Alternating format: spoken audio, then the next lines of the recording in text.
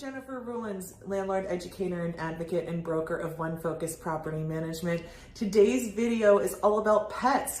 This is one of my pets, Frankie. She's a black lab, and she's helping me make a video today about whether you should allow pets in your rentals, what to consider, and how to make that decision.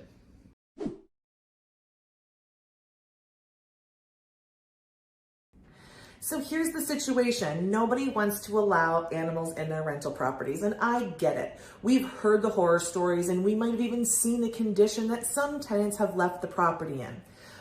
But before we just say, let's never have an animal in our properties, let's give this some more consideration.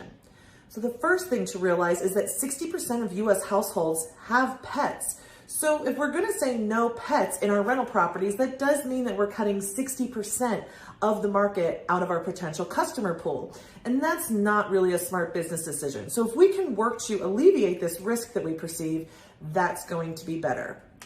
Now let's be realistic.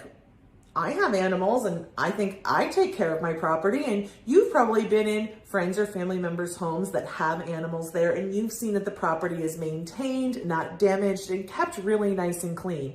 So while we know there's a spectrum, people can do this really, really well and people can do this really, really poorly, we do know that we can have some impact on that in our tenant selection.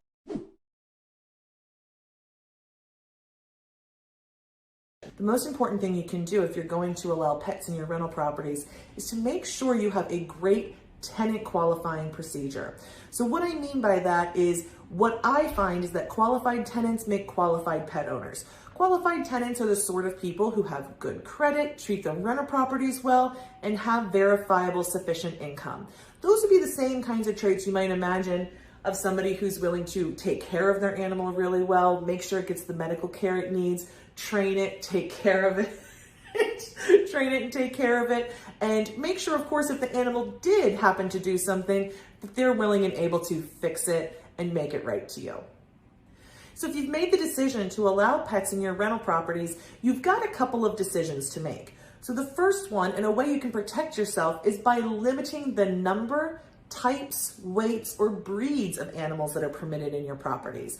So a small apartment on the 3rd or 4th floor might only be appropriate for 1 or 2 cats, where a single family home could be appropriate for more than 1 or 2 animals and larger animals like Frankie here, who lives in a single family home.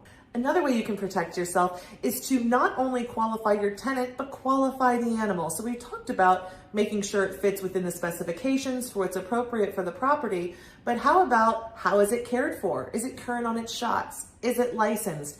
Is the animal you're being told is coming to the property actually the animal that's coming to the property? So maybe meeting the animal or seeing a photo of it would help.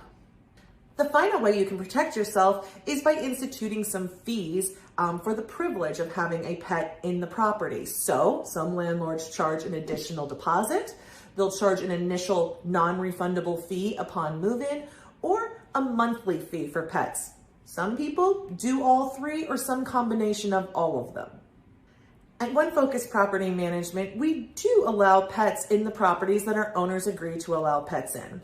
We do limit the type, number, and breed of the animals that are going to be in the property to make it appropriate. We also screen those animals using a third-party provider, making sure that the vet records are up to date, that we know what kind of animal it is, and that we have all the licensure information. This helps make sure that the animals we're permitting are the types of animals that aren't going to be destructive, and that the owners of the animals, our tenants, are fully aware of their rights and responsibilities having an animal in the home. As I wrap up here, you might have noticed we didn't discuss anything about service animals or emotional service animals or those reasonable accommodations that come along with those.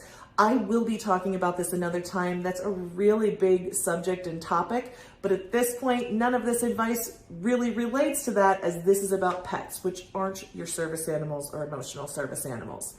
I make these videos each week. I post them on our Facebook page and in here on our YouTube channel. Please be sure to subscribe, share with a friend. If you subscribe, these videos are going to be showing up on your platform every week, so it's really easy peasy to stay on top of it. Thanks and have a great day.